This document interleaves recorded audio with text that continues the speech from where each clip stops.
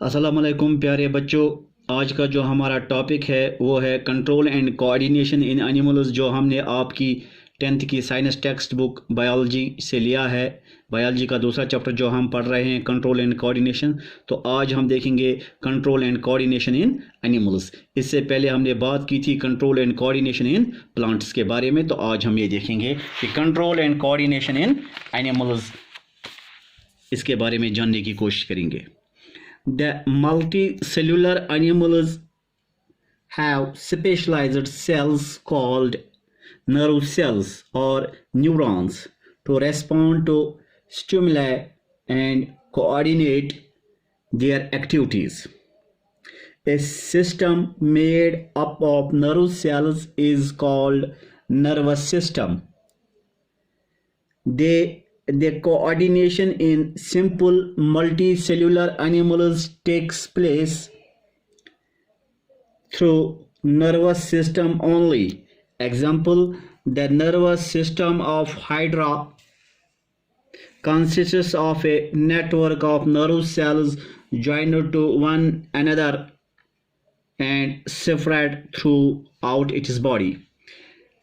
Multi cellular animals जो होते हैं इनके अंदर स्पेशलाइज्ड सेल्स होते हैं जिनको हम नर्व सेल्स कहते हैं या न्यूरॉन्स कहते हैं, जो रिस्पॉन्ड करते हैं स्टिमुले और कोऑर्डिनेट करते हैं इन जानवरों की, इन एनिमल्स की एक्टिविटीज़ को। इसमें हम बात करेंगे कि ये जो मल्टी सेलुलर ऑर्गेनिज्म जिसमें एक्सेप्ट स्पॉन्जेस को छोड़ के बाकी सब के लिए स्पेशलाइज्ड सेल्स या नर्व सेल्स होते हैं। या हम कह सकते हैं कि एक सिस्टम है जो मेड अप ऑफ है नर्व सेल्स का, इसको हम नर्वस सिस्टम कहते हैं। ये कोऑर्डिनेट करता है मल्टी सेलुलर एक्टिविटीज़ इन जानवरों के अंदर, इन एनिमल्स के अंदर। अगर हमने यहाँ बात की हाइड्रा की, तो अगर हम हाइड्रा को देखते हैं, ये है hydra, nervous system of hydra. तो हाइड्रा है, इसकी जो नर्व सेल्स हैं ये किस तरह एक दूसरे के साथ ज्वाइन हो गई हैं नर्व सेल्स, और इस तरह हाइड्रा जो है इसका जो नेटवर्क है नर्व सेल्स का, ये एक दूसरे के साथ ज्वाइन होके इसके बॉडी को के पूरे थ्रू स्प्रेड हो जाता है। Control and coordination in higher animals called vertebrates including human beings takes place through nervous system as well as hormonal system called endocrine system। जो हायर एनिमल्स जिनमें वर्टिब्रेट्स आते हैं, जिसमें हम ह्यूमन बींग्स भी आते हैं, इनके थ्रू इनके जो है ये कंट्रोल एंड कोऑर्डिनेशन ये नर्वस सिस्टम के थ्रू भी होता है और हार्मोनल सिस्टम के थ्रू भी होता है। यानी हार्मोन्स होते हैं और जो हम जिनको हम एंडोक्राइन सिस्टम कहते हैं, इनके ज़रिए भी होता है।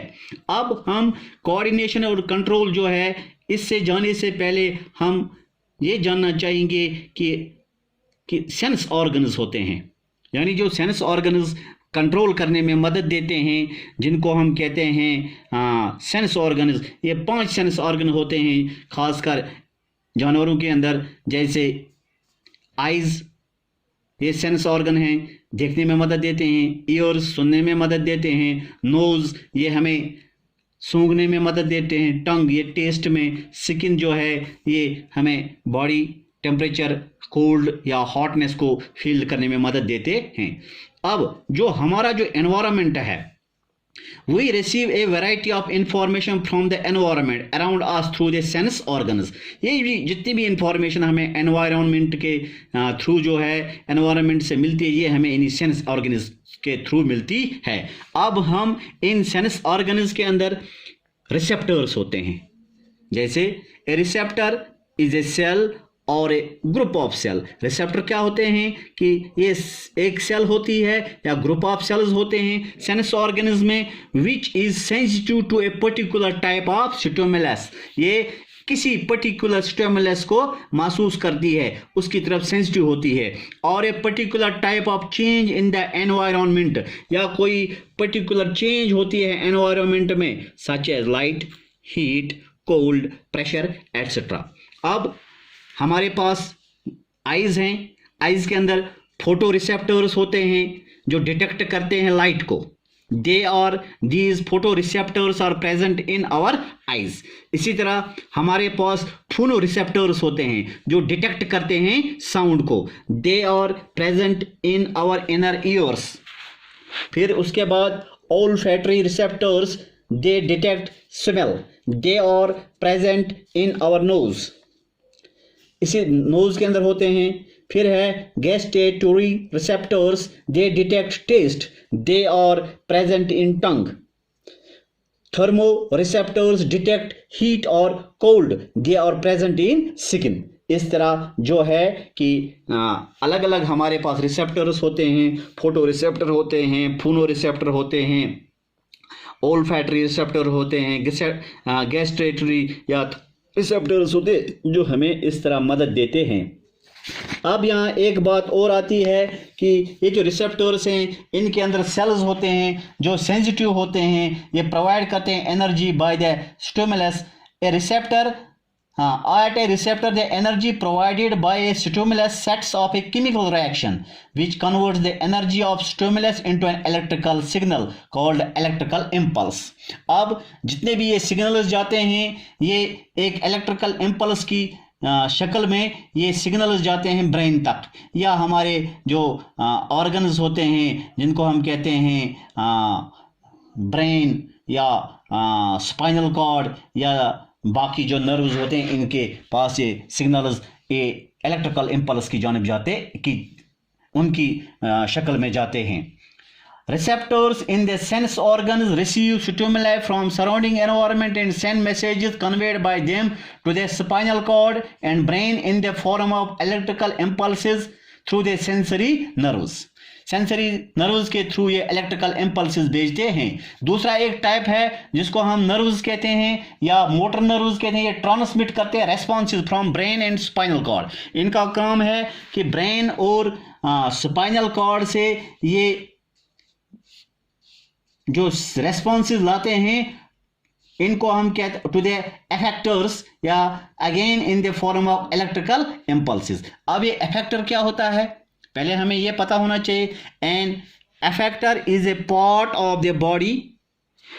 An effector is a part of the body which can respond to a stimulus according to the instructions sent from the nervous system, spinal cord and brain।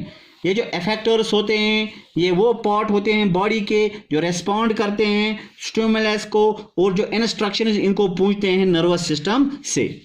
The effectors और mainly the muscles. हमारे पास जो effectors होते हैं वो muscle होते हैं और glands होते हैं in our body. All our muscles and glands respond to electrical impulses sent from the nervous system through motor nerves। हमारी बॉडी जो के मसल्स और ग्लैंड जो ये रेस्पॉन्ड करते हैं इलेक्ट्रिकल इम्पल्सेस को जो नर्वस सिस्टम मोटर नर्व्स के थ्रू इनके पास भेजता है। कल हम देखेंगे ह्यूमन नर्वस सिस्टम ह्यूमंस में किस तरह ये प्रोसेस होती है कंट्रोल एंड कोऑर्डिनेशन, उस पर इंशाल्लाह कल बात होगी। तब तक के लिए खुदा हाफिज़।